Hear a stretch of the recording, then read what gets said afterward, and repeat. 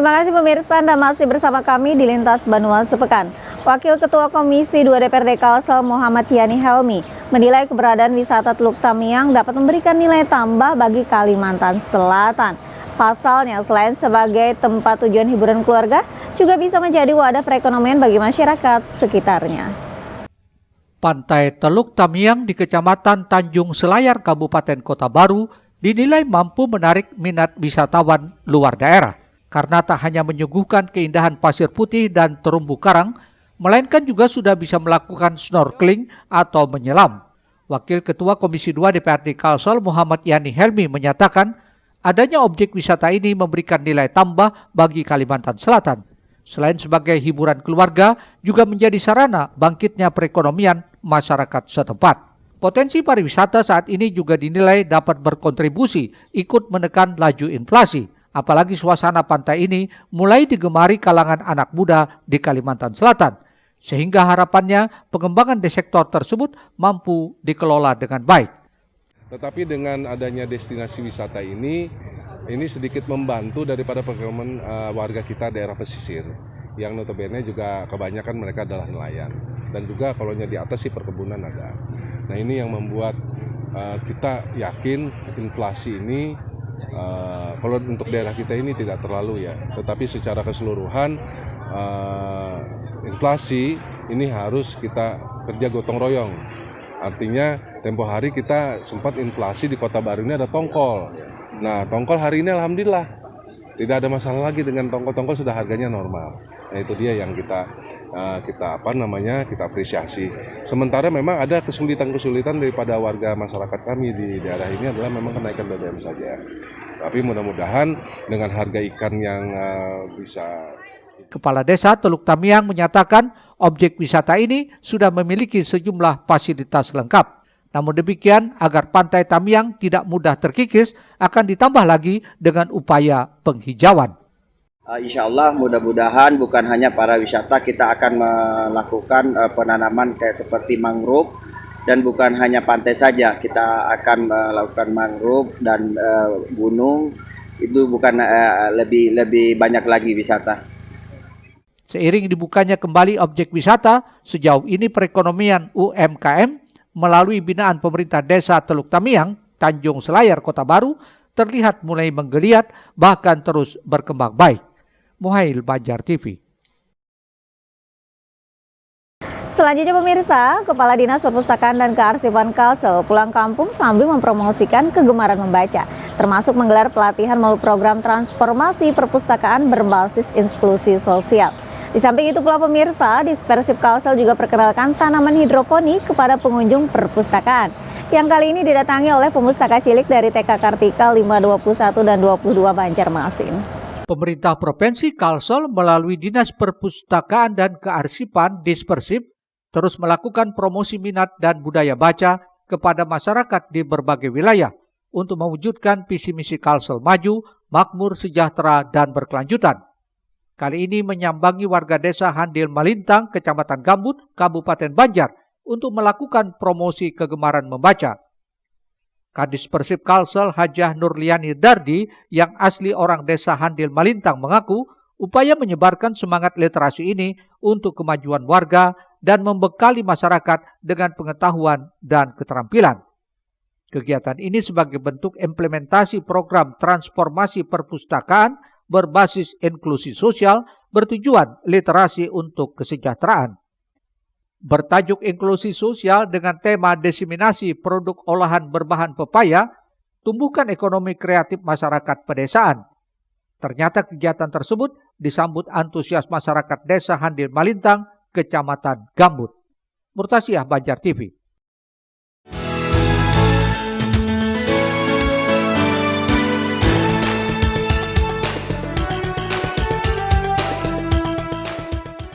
Dinas Perpustakaan dan Kearsipan Provinsi Kalimantan Selatan kedatangan pemustaka cilik dari TK Kartika 521 dan TK Kartika 522 Banjarmasin dengan menggunakan seragam tentara sebagai seragam khasnya. Jajaran Dispersip Kalsel pun menyambut para pemustaka cilik tersebut dengan suguhan panggung gembira seperti dongeng, storytelling, membaca, bermain, gerak dan lagu serta senam sehat dan senam otak.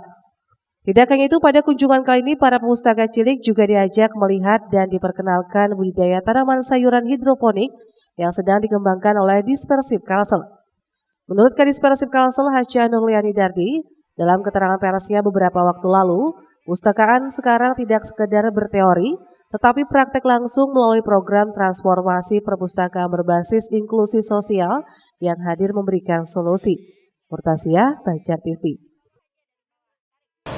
Pemirsa, mantan Bupati Tanah Bumbu Mardani Haji Maming menjalani sidang perdana di Pengadilan Tindak Pidana Korupsi Banjarmasin. Jaksa dari KPK pendakwa dugaan menerima suap senilai 118,75 miliar rupiah dari persetujuan pelimpahan izin usaha pertambangan. Sementara itu, pemirsa, ratusan personil Polresta mengamankan sidang perdana Mardani Haji Maming sebagai salah satu upaya memberikan rasa aman dan nyaman selama persidangan. Dengan didampingi sekitar 18 pengacara, Bupati Tanah Bumbu periode 2010 hingga 2015 dan 2016 hingga 2018, Mardani Haji Maming menjalani sidang perdana di Pengadilan Tindak Pidana Korupsi pada Pengadilan Negeri Banjarmasin, Kamis 10 November 2022. Persidangan yang dipimpin Heru Kuncoro sebagai Ketua Majelis Hakim serta 4 majelis hakim lainnya beragendakan pembacaan dakwaan kepada Mardani Haji Maming yang dihadirkan secara virtual dari Gedung Komisi Pemberantasan Korupsi Jakarta. Dalam dakwaannya, Jaksa Penuntut Umum KPK dibacakan Budi Sarumpait dan rekan mendakwa Mardani Haji Maming diduga menerima suap senilai 118,75 miliar rupiah dari persetujuan pelimpahan izin usaha pertambangan di Kabupaten Tanah Bumbu saat menjabat sebagai Bupati Kabupaten Tanah Bumbu. Terdakwa Pak Mardani Haji Maming itu didakwa pasal 12 huruf B kecil, junto pasal 18 Undang-Undang Tipikor. Kemudian dakwaan keduanya pasal 11 huruf B Undang-Undang Tipikor. Jadi kami mendakwakan Pak Mardani ini menerima uang sebesar 118 miliar sekian tadi, ya, karena kewenangan yang dimiliki oleh seorang bupati di waktu itu di Tanah Bumbu yang sebenarnya tidak boleh mengalihkan izin IUPKL itu kepada perusahaan lain. Nah, karena ada ketentuan di Undang-Undang Minerba di pasal 93 itu tidak diperbolehkan. Nah, tapi itu tetap dilakukan oleh Pak Mardani pada waktu itu. Dan secara administrasi juga seharusnya IUP itu harus diparak oleh Kepala Dinas, Sekda, Kabah Hukum, dan Asisten 2. Dan itu juga tidak dilakukan oleh Pak Mardani pada waktu itu. Nah, atas perbuatan yang dilakukan Pak Mardani itu, motifnya itu dibuatlah 2 perusahaan tadi, PT PSP dan PT PAR. Nah, PT PSP dan PT PAR ini melakukan perjanjian kerjasama dengan PT milik Henry Sutio. Nah, di mana dalam perjanjian pertama itu seolah-olah ada kepemilikan saham 30%, jadi pembagian dalam bentuk dividen. Nah, kemudian setelah ada perjanjian diserahkanlah uang kepada PT PSP. Nah, kemudian diganti lagi perjanjiannya, jadi ada beberapa ganti perjanjian sehingga akhirnya yang menerima itu PT TSP dan PT PAR. Sementara itu, Abdul Qadir, pengacara dari Mardani Haji Maming, usai persidangan mengungkapkan kliennya tidak akan melakukan eksepsi sehingga sidang selanjutnya meminta kepada majelis hakim untuk mendengarkan keterangan para saksi yang diajukan Komisi Pemberantasan Korupsi. Kami sudah mendengarkan dakwaan dan menurut kami tidak perlu membuat tangkisan atau eksepsi karena itu formal. Kita ingin cepat saja sehingga agenda berikutnya itu langsung pemeriksaan saksi. Bang, terkait surat tadi apakah permohonan penangguhan? Ya, kami minta ada 2 surat yang kami ajukan. Yang pertama adalah surat kita mengajukan izin juga merekam. Supaya penting itu nanti kami lebih mudah dalam menyusun pembelaan. Itu biasa saja formal. Surat yang kedua yaitu soal berobat saja biasa. Untuk penangguhan tidak ada, Bang? Oh, tidak. Sidang perdana Bupati Kabupaten Tanah Bumbu periode 2010 hingga 2015 dan 2016 hingga 2018, Mardani Haji Maming ini dijaga ketat pihak kepolisian guna memberi rasa aman dan nyaman selama proses persidangan berlangsung. Sidi melaporkan untuk Banjar TV.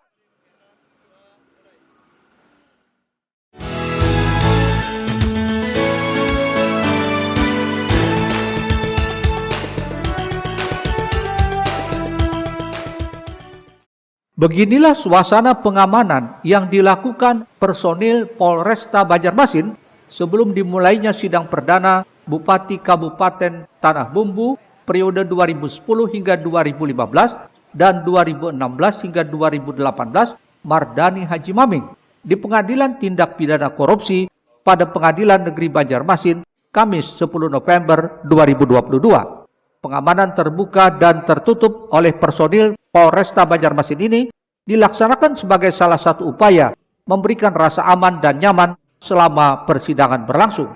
Menurut Kapolresta Banjarmasin, Komisaris Besar Polisi Sabana Atmojo Marto Sumito, pemberian keamanan dalam persidangan merupakan hal yang biasa dan sesuai dengan standar operasional prosedur menuju polisi yang presisi dalam melindungi dan melayani.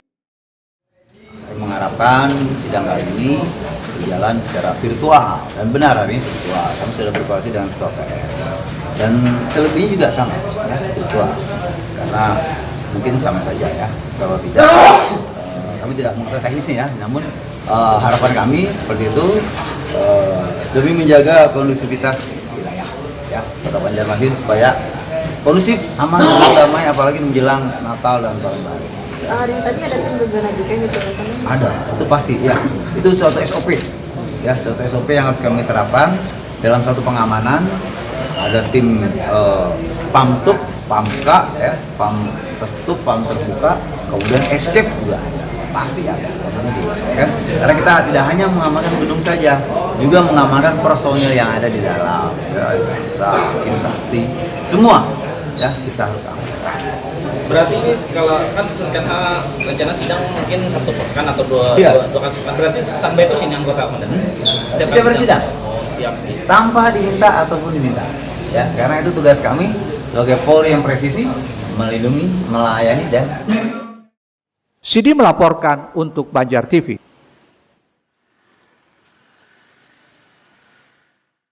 Selanjutnya pemirsa, memprihatinkannya kondisi asrama Kalsel di Semarang. Tetaplah bersama kami.